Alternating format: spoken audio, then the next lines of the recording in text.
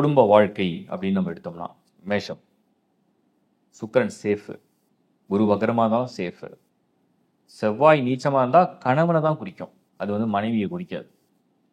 செவ்வாய்னா ஆண், அப்போ வந்து ஒரு குடும்ப வாழ்க்கையில் கணவன் மனைவி, அந்த கணவன் அப்படிங்கிற ஸ்தானத்துக்கு அதிபதியான செவ்வாய் நீச்சம் அடைஞ்சு சுக்கிரனுடைய பார்வை என்னன்னா மனைவியோட சப்போர்ட் கிடைக்கும் கணவனுக்கு அர்த்தம். செவ்வாய் வந்து ஒரு ஒரு பலகீனமான பொசிஷனில் வக்ரமாக அடிச்சு ஒரு டென்ஷனாக ஏதோ ஒரு மாதிரி இருக்குது ஃபேமிலி லைஃப்பில், அதுக்கு ஏதோ ஒரு மனசு ஒரு அமைதி இல்லை. பட் ஆனால் சுக்கிரனோட பார்வை என்ன பண்ணுது, மனைவி இந்த சமயத்தில் உங்களுக்கு வந்து அந்த செவ்வாயை பார்க்கறதுனால அவங்க தான் உங்களை சாந்தப்படுத்துறாங்கன்னு அர்த்தம். அந்த ஒரு சூழ்நிலை ஃபேமிலியில் தெரியும். அடுத்தது நம்ம பார்க்கறது வந்து மாணவர்கள்.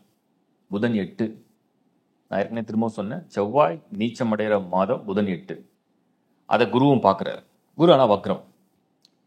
ஒரு மாதிரி ஒரு தெளிவான ஒரு முடிவு எடுக்க முடியாத ஒரு சின்ன சின்ன குழப்பங்கள் அப்படி வரும். உங்களுடைய எதிர்காலத்துக்கு உண்டான திட்டங்கள், அதுக்குண்டான ஒரு முயற்சி.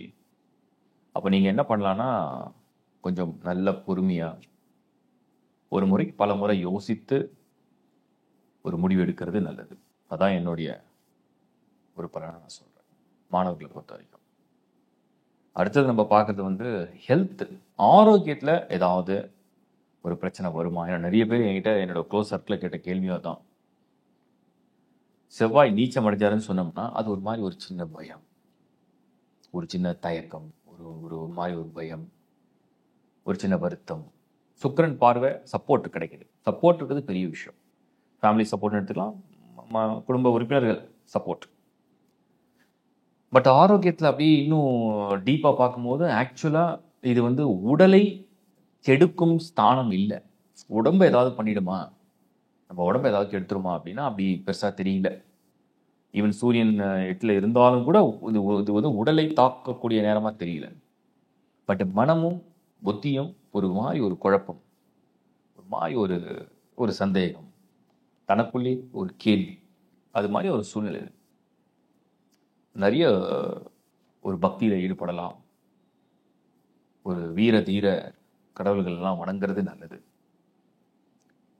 எப்பவுமே செவ்வாய் வந்து எப்பெல்லாம் பலகீனமாக இருக்கோ அப்பெல்லாம் நல்ல நண்பர்களை வந்து நீங்கள் வந்து சந்திக்கணும், அவங்கக்கிட்ட பேசணும் தைரியமாக. உங்களுக்கு எப்பவுமே இந்த பாசிட்டிவாக பேசுகிறவங்க, கான்ஃபிடென்ஸ் கொடுக்குறவங்க, அந்த மாதிரி நண்பர்களை சந்திப்பது நல்லது.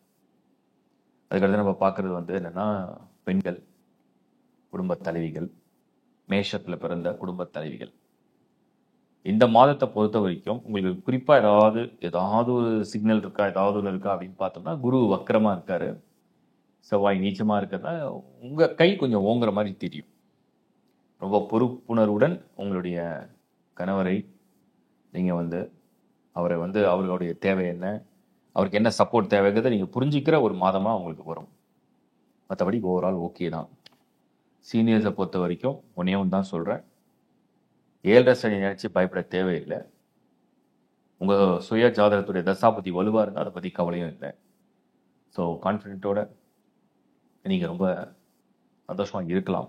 இந்த டிசம்பர் மாதத்தை பொறுத்த வரைக்கும் தேவையற்ற சிந்தனைகளுக்கு, தேவையற்ற குழப்பத்துக்கு இடம் தராமல் இருந்தால் போதும்.